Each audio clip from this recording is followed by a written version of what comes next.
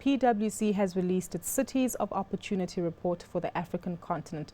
At the desk with me now to discuss which cities excelled is Stanley Subramoney. He's from PwC. Good to have you with us today, Stanley.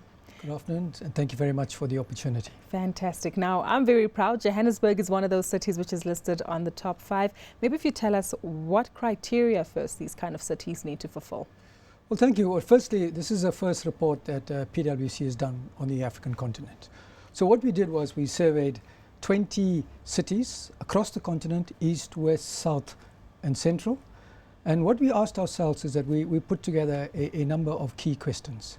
We had 29 variables under 4 main headings, and we asked the questions around infrastructure, around investments, around social and demographic, and around human capital. And 4 of the top 5 cities comes from North Africa, and Johannesburg came up in the top 3.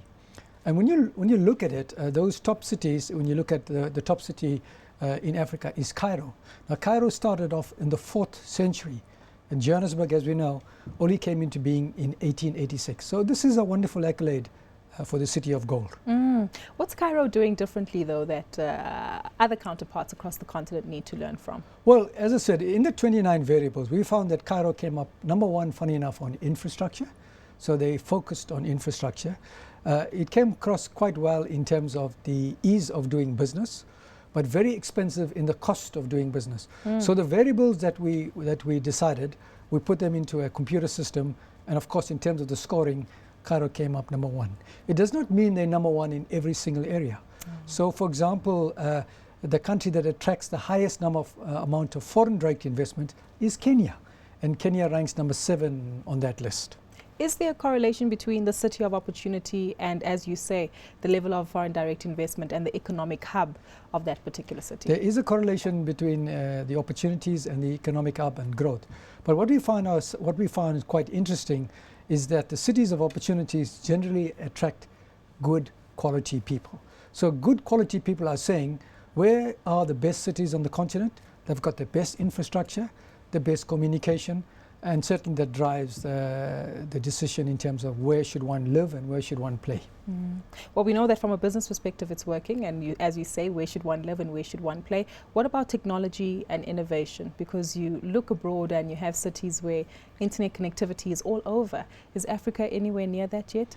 Yes, I think one of the beauties of Africa is that Africa is new, and that we have the ability to leapfrog technology. I'm not saying that technology in Africa is world-class in every city, but when you look at Accra, Ghana is leading the technology stroke communication race. Better than Kenya and Nairobi? Absolutely. So in our survey, Accra comes as number 1. It's also the safest city in Africa, and it comes number 6 in the list, very closely linked to the 5th city, which is Algiers. So what we found that in the top 5, the scores that separate the top 5 is marginal versus the next 5. So these African cities have got a marginal difference amongst each other.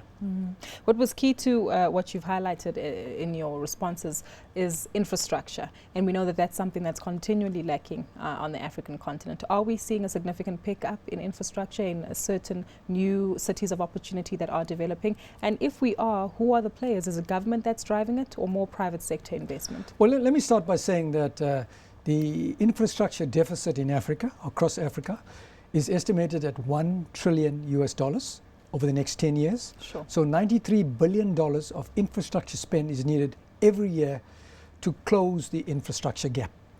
The funding gap is estimated at $31 billion per annum. So we've got a need of 93 billion, we've got a funding gap of 31 billion. So there are some examples of excellence. Addis Ababa is leading the race when it comes to infrastructure investments, largely funded by the Chinese. If you go to Addis, you will see light rail, you'll see significant road infrastructure, significant construction activity. So you have pockets of excellence in terms of infrastructure spend. The DRC, it's a large country. It's the size of Western Europe. DRC has got major infrastructure. The cities are not connected relative to where it is. So there is a correlation between infrastructure and economic growth.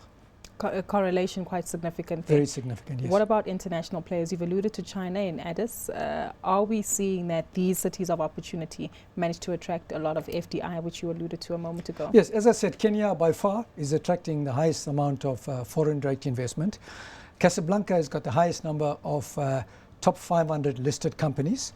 It's a great place to be, good infrastructure, and Casablanca comes out very high up in the terms of the human capital index.